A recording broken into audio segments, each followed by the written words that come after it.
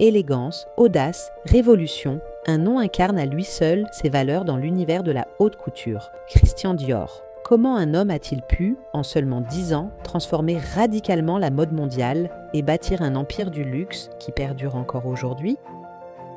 Plongeons dans l'histoire fascinante de cette maison légendaire. Né en 1905 à Granville en Normandie, dans une famille aisée, rien ne prédestinait Christian Dior à révolutionner la mode. Son enfance se déroule dans la somptueuse Villa Les Rombes, avec vue sur la mer. Passionné d'art, le jeune Christian rêve d'architecture et fréquente les milieux artistiques parisiens.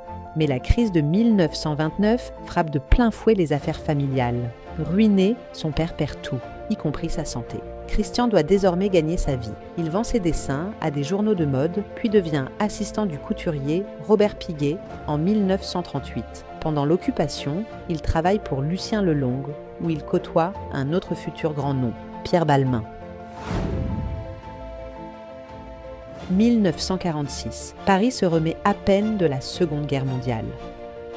À 41 ans, Christian Dior cherche à créer sa propre maison, mais manque de financement. C'est Marcel Boussac, richissime industriel du textile surnommé le roi du coton, qui va changer son destin. D'abord approché pour diriger la maison Philippe et Gaston, Dior refuse. Il propose à Boussac de financer plutôt sa propre maison.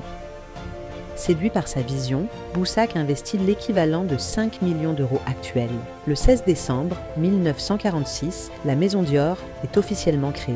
Dior choisit le 30 avenue Montaigne, adresse qui deviendra mythique. Il engage 85 employés et prépare dans le plus grand secret sa première collection, convaincu qu'il va transformer la silhouette féminine. «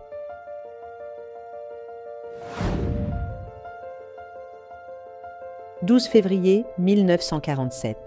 Les salons du 30 avenue Montaigne sont bondés. 90 modèles défilent pendant plus d'1 heure. Le silence est total. Puis, les applaudissements éclatent. Dior présente sa première collection baptisée Corolle.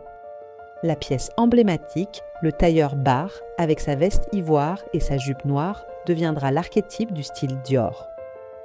Carmel Snow, rédactrice en chef du Harper's Bazaar, s'exclame « C'est une révolution, cher Christian. Vos robes ont un tel new look. » L'expression fait mouche instantanément. Le new look est né, balayant d'un coup de génie créatif les années d'austérité de la guerre. Le succès s'accompagne d'une vive controverse. En pleine période de restrictions et de rationnement, ces créations somptueuses choquent. À Chicago, des manifestantes descendent dans la rue, avec des pancartes proclamant « À bas le New Look » et « Brûlez Dior ».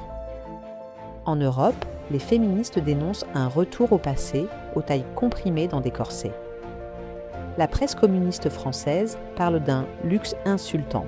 Même le gouvernement britannique critique ce gaspillage de tissus. Dior se défend. J'ai dessiné des femmes fleurs, épaules douces, bustes épanouis, tailles fines comme des lianes et jupes larges comme des corolles. Mais malgré les critiques, le public est conquis.